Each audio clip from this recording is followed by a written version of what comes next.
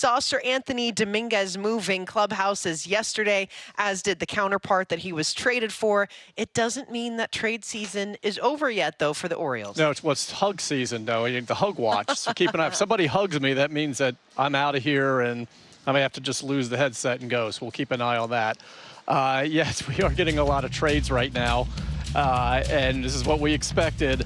And it's really improved the pitching here when you look at it.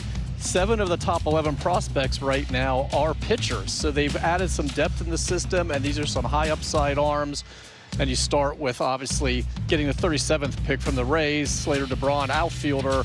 But then Soto goes to the Mets, so there's Cena, who's 96, 99, can top out 101, and Foster, Double-A, more polished at this point, more advanced. Then you get Jaron Watts-Brown yesterday from the Blue Jays, who just switched clubhouses, as we had talked about, going over to the Chesapeake side. And this is a starter with a 60-grade slider and a fastball that could be in the mid-90s. So this is an area it seems like they've really tackled right now because position players have always been ahead of the pitching. So, this is, I think, a smart move for, it's the hug watch. It's over. I'm gone. Kevin, oh, no. Kevin gets a it's show happening. later. It is happening. Roch Goodbye, Kubatko has been Baltimore. traded. Love you. I'm going over to the Blue Jays broadcast. I think we're getting Caleb Joseph in return on that one. Oh, man, they won that deal. They absolutely did. But, the clubhouse is braced for more moves, obviously, because as far as we know, Charlie Morton, could he be gone? Could Zach Eflin? Ryan O'Hearn said he's kind of soaking everything in right now just in case, and Cedric Mullins getting kind of nostalgic a little bit, longest tenured Oriole right now. So there will be more moves, and Tony Mansolino's not pretending that it won't happen. He's like, we know it's going to look a lot different, and it's going to be sad, but we're counting on our kind of core guys to lead and to keep us on the right path, because, yes, they still want to win games, which is strangely what they're doing right now.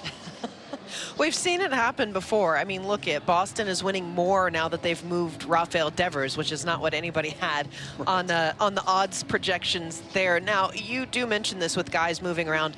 This is tough timing in one particular area. Felix Bautista goes on the injured list, and now you've moved Sir Anthony Dominguez, Gregory Soto, Brian Baker. Corbin Martin does get the save, but I don't think you expect him to be your closer. We had Slater last night, was this the plan all along for him to close out the game in game 2? And he's like, oh, no, that was not necessarily what we were looking at. I think a lot of it's just going to be, matchups, availability, how the game unfolds. Andrew Kittredge would be an obvious choice, but he's like the high leverage 8th inning guy last night, and that could happen again. So it comes back down to, okay, who was available? And this is a guy, Martin, who had no saves in the majors and 4 in the minors over 7 minor league seasons. He wasn't necessarily the obvious choice.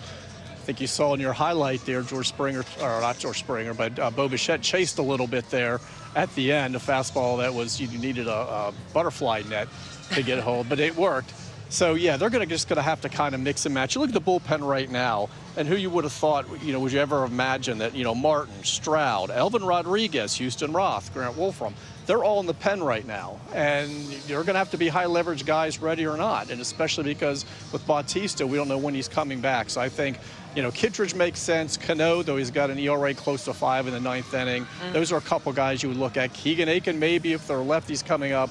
But it is definitely going to be mixing and matching and fingers crossed, which is what happens when, you're selling and your bullpen was the targeted area of other teams. Yeah, I mean, they talk about it all the time. It's the last 3 outs that are the hardest for mental and other reasons to get through here. So it is interesting, and we touch on Felix, but we know this is not the only team that is having an exceptional year on the injury list department. And so we've seen some updates, some guys who are finally starting to make that progress through some rehab appearances. Maybe a light at the end of the tunnel, especially for the rotation? Yeah, for some, not for Felix, because, there's so much swelling in the shoulder right now that they're going to have to wait a couple weeks to take another MRI on that. So we're talking, weeks, not days, before we even know what the problem is there.